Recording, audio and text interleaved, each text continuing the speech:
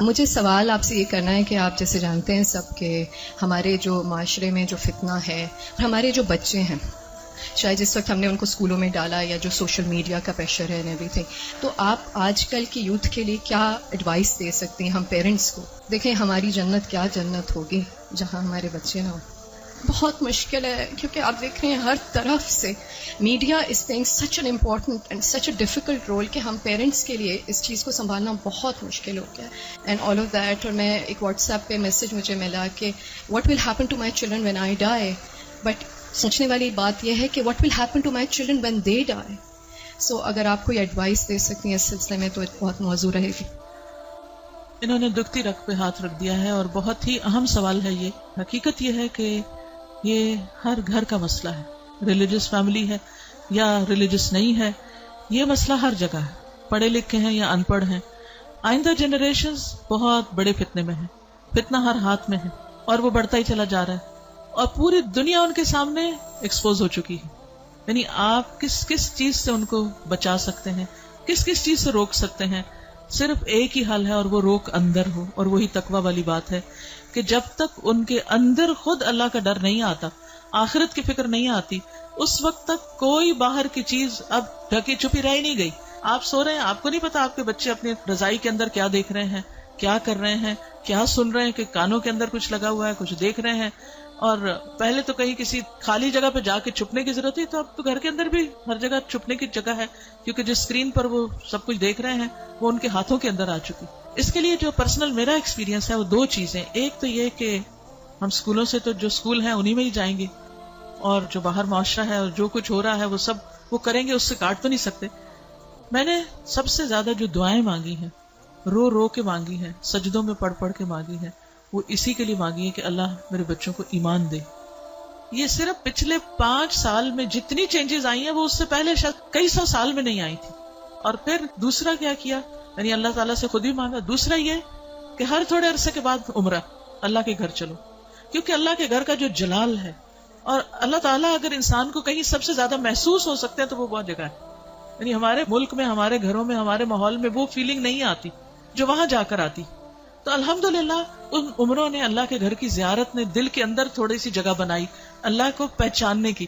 کیونکہ جب تک اللہ کو بچے پہچانتے نہیں، اس کی عظمت کو محسوس نہیں کرتے، وہ اللہ سے ڈر نہیں سکتے، تو وہ تقویٰ نہیں آتا دل میں.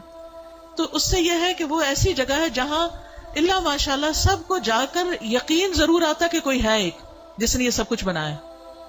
پھر اس کے بعد یہ ہے کہ قرآن کا علم.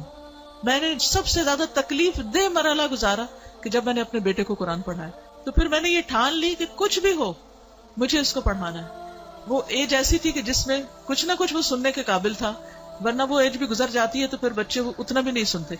اور میں نے اپنی ساری مصروفیات کو سیکنڈری کر کے، حالانکہ میں انتہا درجے کی مصروف، گھر کی بھی ذمہ داریاں، باہر کی بھی، لیکن میں نے اس کو اپنی پرائرٹی نمبر 1 سمجھا کہ یہی بات جنہوں نے کی ہے کہ جب وہ مر جائیں گے تو پھر ان کا کیا بنے گا.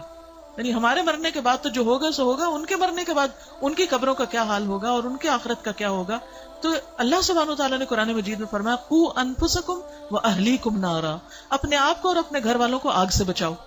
ایمان والوں کو خطاب ہے کہ اے ایمان والوں اپنے بچوں کو آگ سے بچاؤ. تو پھر میں نے اس کے ٹائم کے مطابق جب اس کا موڈ بنے، لیکن روز کی شرط رکھی تھی کہ ہر روز پڑھیں گے تھوڑا تھوڑا، 2 آیتیں 4 آیتیں، 1 رکوع 2 رکوع 1 رب. اور اس طرح کر کر کے میں نے پورا قرآن اس کے ساتھ پڑھا کہ مجھ سے نہیں ڈرے، اللہ سے ڈرے. میری خاطر نماز نہیں پڑھے، اللہ کی خاطر پڑھے. میری وجہ سے کچھ مت چھپائے جو دیکھ رہا ہے، اللہ سے ڈر کے چھپائے. تو یہ کسی حد تک فائدہ مند ہوا. یہی ماؤں سے کہوں گی کہ ساری مصروفیات اپنی جگہ ہیں، لیکن بچے آپ کی پرائرٹی نمبر 1 ہونے چاہیے. ان کے لیے کھپ جائیں، دعائیں مانگ مانگ کے بھی، اور اس کے ساتھ ساتھ ایک دفعہ کم از کم قرآن سے ضرور گزر جائیں. کیونکہ جب وہ قرآن سے گزر جائیں گے پھر ایٹ لیسٹ آپ کی رسپانسبلٹی نہیں رہے گی. اللہ ان کی سب خیر کرے، لیکن اگر خدا نہ خواستہ ان کے اندر کوئی بگاڑ آتا تو آپ کی پکڑ نہیں ہوگی. لیکن اگر آپ نے کوشش نہیں کی، محنت نہیں کی، تو آپ کی بھی ساتھ پکڑ ہے. صرف آپ کی نمازیں پھر کام نہیں آئیں گی. تو اس لیے ہم میں سے ہر ماں کو سنجیدہ ہونے کی ضرورت ہے. چاہے رونا پڑے، محنتیں کرنی پڑے، بھوک کاٹنی پڑے، کچھ کرنا پڑے، لیکن پکڑ کے بیٹھے، خود بیٹھے. یہ مولویوں پہ نہ چھوڑیں کہ کوئی اور آ کے لیکچر دے گا تو وہ سن لیں گے، اس کو بتا دیں گے، ابا کو بتا دیا، چچا کو بتا دیا، اس کو ماموں کو بتا دیا. ٹھیک ہے وہ بھی کچھ ہیلپ کرتے ہیں، لیکن سب سے زیادہ آپ کو خود کرنا ہوگا، اور اس کے لیے آپ کو خود پڑھنا ہوگا، اس کے لیے آپ کو خود سیکھنا ہوگا. خود سیکھنا شروع کریں اور اپنے بچے کے ساتھ بیٹھ کر خود.